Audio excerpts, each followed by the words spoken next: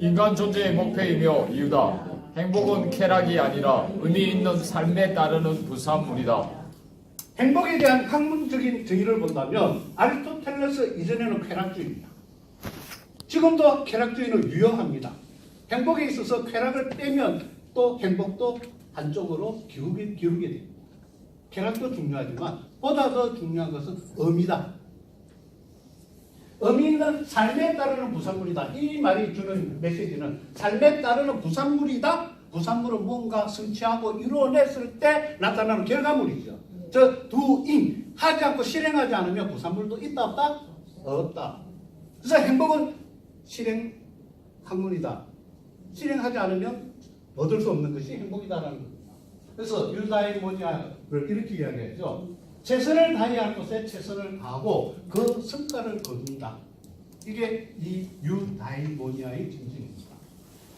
그래서 번영하는 느낌이라고 이야기를 하고 있죠. 번영, 성장. 하버드 대학에 있는 미국 보스턴 맞죠? 아이비 리그 세계 3대 명강의가 있어요. 첫째 정의, 그 다음에 행복, 그 다음에 죽음. 그 중에서 행복을 주제로 강의하시는 분이 탈벤 샤르 교수입니다. 이 탈벤 샤르 교수는 이렇게 이야기하시죠. 행복은 즐거움과 의미가 만나는 곳에 있다. 즐거움은 뭡니까? 지금 당장의 즐거움입니다. 현재의 이익을 내한테 주는 것이죠. 그리고 의미는 미래의 이익을 주는 겁니다. 행복한 인생의 자양분이라고 할 수 있습니다. 즐거움은 감정적 요소고 의미는 인지적인 요소라고 할 수가 있겠죠. 여기에 행복 심리학, 긍정의 심리학을 만든 마틴 세리그만 박사는 적극적인 참여를 추가를 해서 행복의 세 가지 요소다 이렇게 이야기합니다. 참여라는 것은 결국 뭐냐? 바로 이런 것이죠. 지금 여러분들 우리 모두 다 함께 이 교실에 참여를 하고 있습니다. 그것도 적극적인 참여를 하고 있습니다. 더불어서 함께 참여를 통해서 상생을 하는 이런 것이 바로 행복이 주는 것이고, 이런 셀리그만의 참여를 보다 더 깊이 있게 성찰하고 예전부터 이야기하는 사람이 바로 우리들이 잘 알고 있는 아들러입니다. 아들러가 가장 강조했던 것이 사회적 공동체거든요. 그 공동체 정신이 바로 참여라고 할 수가 있겠죠. 그래서 행복이란 합리적인 인생 계획을 가진 사람이 윤리적인 차원에서 행복이라고 해서 내가 마음대로 할 수 있는 것이 아니다. 도덕과 윤리가 전제가 되어져야 된다. 사람 함부로 죽일 수 없잖아요. 내가 즐겁게 해서 사람을 학대를 하고 갑질하면 됩니까? 윤리적인 차원에서 자기의 의무나 당위를 이행하는 동안 총체적 자에서 우러나온 소망을 성취시켰을 때 얻는 만족감이 바로 행복이다. 그래서 긍정심리학은 이렇게 이야기를 합니다. 옛날의 심리학은 그 사람의 불안, 우울, 중독, 자살 이런 등등의 부정적인 것을 찾아서 해결해 주는 것이 과거의 심리학이었다고 하면, 오늘날의 긍정심리학에서는 긍정적인 정서, 몰입도, 관계, 삶의 의미, 성취, 감점 이렇게 해서 사람을 보다 더 성장시키는 것이 긍정심리학이 과거의 심리학과 가지고 있는 차이라고 할 수가 있습니다. 그래서 어떤 기자가 물었어요. 셀리그만 박사가 미국 APA 심리협회 회장으로 취임할 때 기자가 물었어요. 셀리그만 박사, 심리학에 대해서 이야기 좀 해주세요. 한마디로. 셀리그만 박사, 굿! 그럼 두 마디로 해주세요. not good. 안 좋아. 그럼 세 마디로 해주세요. not good enough. 이게 바로 짤막한 말이지만 셀리그만 박사가 이야기했던 것은, 이때까지 심리학은 내담자들이, 환자들이 마이너스 부정적인 감정 속에서 괴로워하는 것을 상쇄시켜 주니까 굿이었다. 근데 두 마디로 not good. 앞으로는 그러나 사람의 긍정적인 것을 더 키워주는 데는 우리가 소홀했다, 심리학이. 그래서 not good. 그래서 앞으로는 not good enough. 지금 현재 충분하지 않다. 이제 그 사람이 성장시키는 데까지 우리가 심리학이 관심을 가져야 되겠다 해서 not good enough 이렇게 세 마디로 이야기했다고 하죠. 그래서 전통적인 심리학은 마이너스 상태를 제로 상태예요. 그래서 이렇게 하면 사람이 편안해져요. 마음이 홀가분해지죠. 이게 심리치료의 목적이었습니다. 그러나 앞으로는 긍정심리학은 그 사람의 행복을 추구하는 번영된 상태로까지 끌어올리는 수준.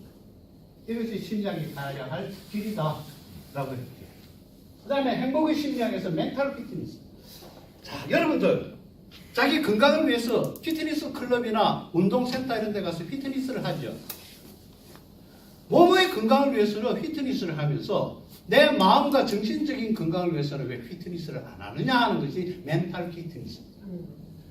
어떤 사람은 불행하고 안 좋은 일이 생기면 심지어 찌그러들어가지고 나는 왜 이 모양 이 꼴이야 하고 그 상태에서 벗어나지를 못해요. 그러나 멘탈이 강한 사람은 이 또한 지나가리라. 시간이 해결해 주겠지. 불행한 것 중에 그 어려운 것 중에 하나일 뿐이야. 더 좋은 것도 앞으로 나에게 닥칠 게 많이 있어. 이렇게 생각하는 사람은 멘탈이 높다라고 멘탈 갑이다 이렇게 이야기를 하죠. 그걸 키워주는 것이 멘탈 피트니스입니다. 이거는 그 맥카시 박사가 발달 심리학자인데요. 이분이 신체의 피트니스처럼 신체의 건강을 획득하고 유지할 수 있는 것처럼 정신훈련 과정을 통해서 정신건강이 성취될 수 있음을 보여주는 개념을 멘탈 피트니스로 소개를 했죠. 그래서 앞으로 심리학도 인간의 마음과 행동을 이해하는 학문에서 인간의 마음과 행동을 변화시키는 학문으로 가자 하는 것이 긍정심리학이 추구하는 방향이 되겠습니다. 이분 누굴까요? 재작년에 돌아가셨죠. 영화도 만들어졌던 세계적인 물리학자 스티븐 호킹 박사. 호킹 박사가 이렇게 이야기했습니다. 장애로 인해 할 수 없는 것들을 후회하지 말라. 장애에도 불구하고 네가 잘할 수 있는 것을 찾아라. 이 메시지가 많은 장애인들이 세계적인 강연가 닉 부이지치 같은 그리고 음악가 이런 사람들을 탄생시켰죠. 우리나라에도 세 손가락 피아니스트도 있고 많은 사람들이 있습니다. 한국의 스티븐 호킹 박사, 서울대학교 현직 교수입니다. 이분이 바로 이상묵 교수인데요. 천재입니다. 이 양반이 너무나 똑똑해가지고 국비 유학생으로 미국에 유학을 갔어요. 미국에 가서 공부를 하면서 프로젝트를 했는데 고속도로 운전하다가 교통사고를 당했어요. 그리고 눈을 떴을 때는 눈하고 입만 움직일 수도 있고 아무것도 움직일 수 없는 시분인간이 됐습니다. 전신마비가 온 것이죠. 이분이 눈을 뜨고 이렇게 이야기했습니다. 이 정도만 다쳐서 다행이구나. 일밖에 몰랐던 내가 사고 후에 오히려 희망이 무엇인지 알게 되었다.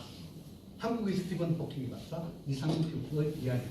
그리고 지금은 이 양반이 서울대학교에서 강의하고 있는 모습인데요. 입 앞에 마우스가 있어요.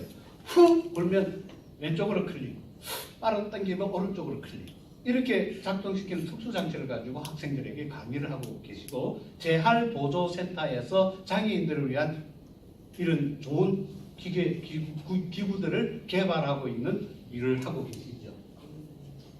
이 여자 이쁘죠? 2015년도에 세계 여성 CEO들, 세계 여성 경제인 협회에서 기조 강연을 하는 모습입니다. 이 여성은 다리가 없어요. 종아리 밑으로 선천성 병을 앓고 태어나서 종아리 밑으로 있어요. 그래서 인조 발을 달고 있죠. 세계적인 육상 선수가 되었고 패션 모델로 영화 배우로도 활동하고 있습니다. 이게 세계 육상 대회에서 금메달을 딴 장면입니다. 이 멀리서도 이렇게 이야기했죠. 결함 누구나 다 가지고 있어. 진짜 장애는 억눌려지면은 그만이야. 그걸 벗어나. 이렇게 메시지를 던지고 있죠. 우리나라에 왔던 닉 부이티치도 그랬죠. 이렇게 희망적인 긍정적인 자기도 자살도 시도했다가 살아남았지만 그 이후로 자기의 장점을 발견하고 세계적인 강연가가 되었고 정말 아리따운 아내를 맞이해서 세 자녀를 두고 지금 행복하게 살고 있죠. 자, 왜 이런 것이 가능할까라는 겁니다. 이런 일들이 어디에서 이루어지고 있느냐? 전부 우리 머리, 내 속에서 이루어지고 있습니다. 내가 하는 가장 중요한 일이 뭘까요? 많은 일들을 하고 있지요. 내가 정지가 되면 우리는 그때부터 죽음 선고를 받습니다.